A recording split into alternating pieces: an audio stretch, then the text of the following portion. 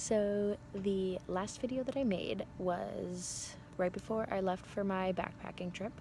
I was gone for like 6 or 7 weeks, I think. I've been home for about a month or so now. Kind of just been working, making back all the money that I spent, which really wasn't that much considering how long I was gone for and the sort of stuff that I was doing and where I was going. I actually stayed relatively under budget. I came back with almost $800 more than I was planning to. So it was nice to kind of have that money still left in my savings to like put towards future trips, because that's what I do with all of my money.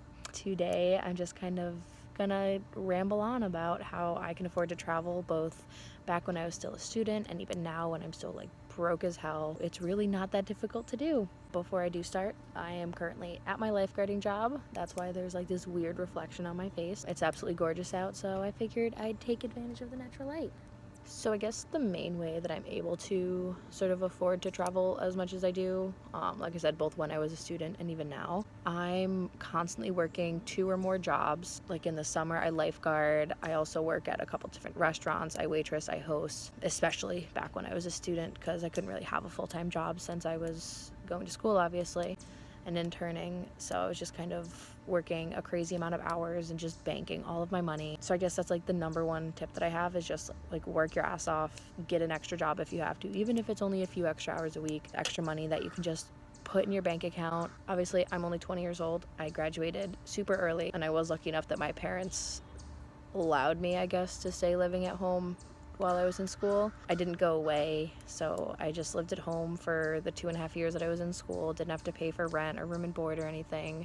More money that I was just able to put in the bank, not spend. Well, I spent a lot of money, but I didn't spend all of it. Along the lines of being a student also, if you have excess student loan money, you don't have to pay it all back, but don't spend it, sort of just bank it, save it. I think I saved total over the 2.5 years, I was able to save almost $2,000 just from doing that. I'd pay back like half of whatever the excess I had was, just bank the rest and save it. I think a big part of being able to travel cheaply and affordably and not sort of break the bank comes down to sacrificing levels of comfort that you may have. Yeah, it's nice to be on an international flight where you're getting 2 hot meals and free complimentary drinks, whatever, but it's honestly so much better and so much more rewarding, like flying budget, in my opinion, honestly. Traveling carry-on only is something that I'm a huge supporter of. When I studied abroad in Russia, I was gone for 5 months and I took 2 massive suitcases, like absolutely massive. I don't know why I brought that much stuff.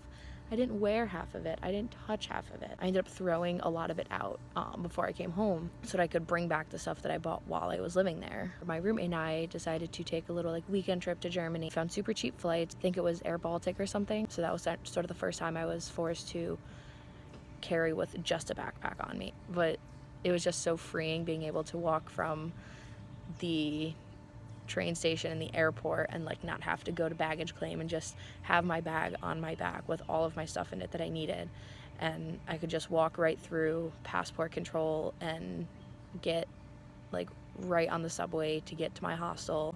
I didn't have to carry my bag up a ton of flights of stairs, or I didn't have to jostle it into an elevator. It just made my life so much easier.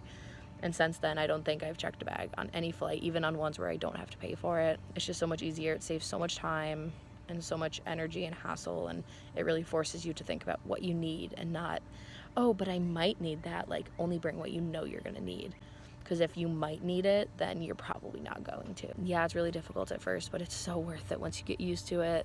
I just absolutely love packing. I'm so weird about it. I will pack and repack the same bag like 6 times just to see if I can make it weigh less and take out more stuff. My mother thinks that I'm crazy for it. Staying in affordable accommodation like hostels, Airbnb, they're typically so much cheaper than staying in hotels. I've stayed in hostels that are $17 a night and right next to all of the tourist attractions, and you look at hotel prices and they're 200-300 euro a night, and it's just insane that people spend that much money. In reality, you only really need a bed to sleep in because you're going to be out exploring most of the day anyways, so you might as well save the money and just stay in a hostel or an Airbnb if you really need that sort of privacy just for you and your significant other, if that's who you're traveling with. The idea of hitchhiking and couch surfing scares the shit out of me. It's just not something that I personally feel comfortable with for myself, but I think it's amazing that people are able to travel all the way through like Southeast Asia and all the way through Europe just by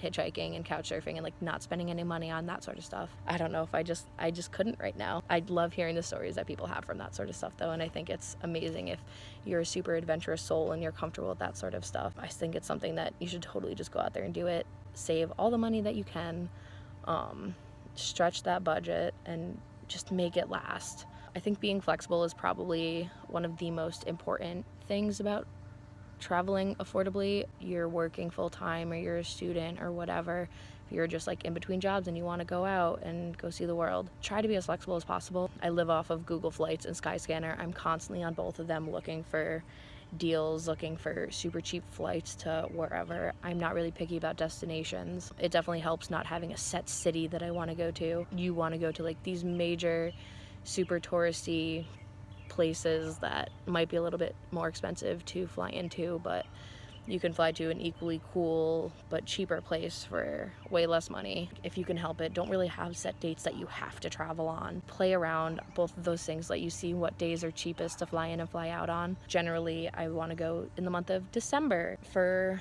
3 or 4 days, but it may be cheaper to stay for 5 days. So if I'm saving $200 on flights and I have to pay for an extra $15 night hostel, that's totally worth it in my eyes. Plus you get an extra day vacation. Different dates is going to be cheaper or more expensive to fly on. Flying during off season is probably going to be cheaper than flying during peak summer season. Personally, I like traveling during off season more. It's cheaper, there's less people, and it's just a lot easier to enjoy the places that you're at and not have to be constantly jostling through crowds, waiting in lines, and it's just a lot more comfortable. It's hot as hell in most places in the middle of summer, so it's nice to go like in the spring or the fall when, yeah, the weather may not be quite as nice, but it's still pretty similar. Way less people, way less hassle, so much more fun. Cutting excess spending is sort of a major thing that helped me personally save my money and be able to travel. Everyone likes to go out to dinner and go and get a $5 cup of coffee every morning, go get their nails done. You don't really need any of that stuff. You can do most of it at home or just go without it for a little bit. You don't have to go to dinner 4 nights a week or go out to lunch every day because you're spending at least $10 a meal most of the time. And if you do that 4 times a week, that's $40. Save that $40 for an entire month. You're like halfway to buying like a round trip flight to any major hub in Europe. Do you want these things or do you want to be able to travel and see the world? I don't think I've gone to Dunkin' Donuts in 2 or 3 weeks now. I started like making my own cold brew coffee at home. Yeah, it's not quite as good and quite as sugary as I would like it to be, but whatever, I'm saving a fuck ton of money. Like when I was in college, I didn't really have the time to do that sort of thing. I was going to get coffee every single morning before I had class or before I went to the office for my internship. A thing that I started doing, if I spent $4 on this cup of coffee, I would match that and put that money in my savings. So I was spending like $8 a day on this coffee, but really half of that was going to my savings. Within a month, I saved a couple $100, and it was just crazy to see how fast all of that added up. Oh, if you can't afford to buy it twice, then you can't afford it. I definitely think that that's something that has helped me to prioritize what's a necessity, what's a want, to figure out a healthy balance between those, I guess. I would much rather go to a new country than go and spend $40 every 2 weeks and get my nails done. Like, yeah, it's really nice to get my nails done, but I kind of prioritize experience over looking good, I guess. Those are really the top sort of tips and things that I had in mind when it comes to how I afford to travel so much and how I afford to do it so affordably. I really hope that everyone that watches this is able to learn something. And if you guys have any questions, feel free to leave a comment below. Find me on Instagram. My handle is @trackingthemiles. I have a ton of blog posts on places that I've traveled and how cheap they are, how great they are, and a couple on sort of tips to traveling cheaply, just like this video. So if you feel like checking those out, I will leave a link down below.